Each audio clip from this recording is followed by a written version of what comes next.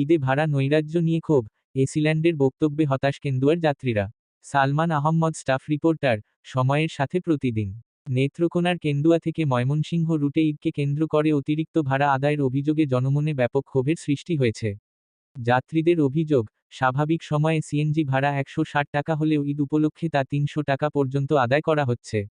এ বিষয়ে ক্ষুব্ধ যাত্রীরা প্রশাসনের দৃষ্টি আকর্ষণ করলে কেন্দুয়া উপজেলার সহকারী কমিশনার, ভূমি, এসিল্যান্ড এর পক্ষ থেকে ঈদে এমনটা হয়েই থাকে ধরনের মন্তব্য এসেছে বলে অভিযোগ ওঠে।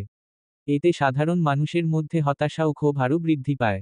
পরিস্থিতির গুরুত্ব বিবেচনায় নিয়ে সাবেক শিবির সেক্রেটারি কিরণ হোসেন বিষয়টি নিয়ে এসিল্যান্ডের সঙ্গে মোবাইল ফোনে কথা বলেন বলে জানা গেছে। তিনি সাধারণ মানুষের দুর্ভোগের বিষয়টি তুলে ধরে অতিরিক্ত ভাড়া আদায়ের বিরুদ্ধে প্রয়োজনীয় ব্যবস্থা গ্রহণের আহ্বান জানান। স্থানীয়দের দাবি, ঈদের আনন্দকে পুঁজি করে একটি অসাধু চক্র যাত্রীদের কাছ থেকে অতিরিক্ত ভাড়া আদায় করছে। তারা দ্রুত প্রশাসনিক অভিযান ও কার্যকর পদক্ষেপের মাধ্যমে ভাড়া নৈরাজ্য বন্ধের দাবি জানিয়েছেন।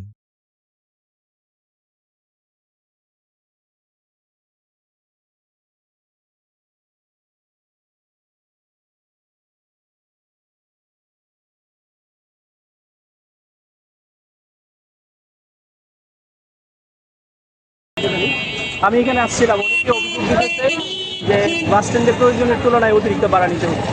তা আমি মোটামুটি আইসা এখানে ময়মনসিংহের অনেক সিএনজি এদেরকেও পাইছি, ওরা 150 টাকার জায়গায় 300 টাকা ভাড়া নিচ্ছে। আইসা কথা বলছে, আমি ইউনুস স্যারকে কল দিচ্ছি, ওনারা বলছে। আসসালামু আলাইকুম।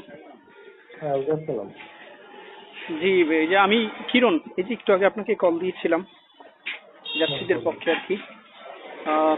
এখন তো ওরা আবার এই যে এই কাজটাই শুরু করতেছে, 300 টাকা করে দিচ্ছে যাত্রীরা তো অপারগ হয়ে যাচ্ছে আর কি। কম বেশি থাকেই আসলে। জি, দুদিন থাকে, ঈদ উপলক্ষে তো মনে হয় এটা থাকে কম বেশি।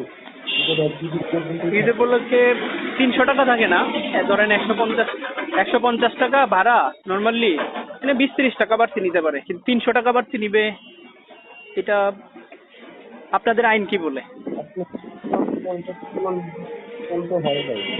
জি,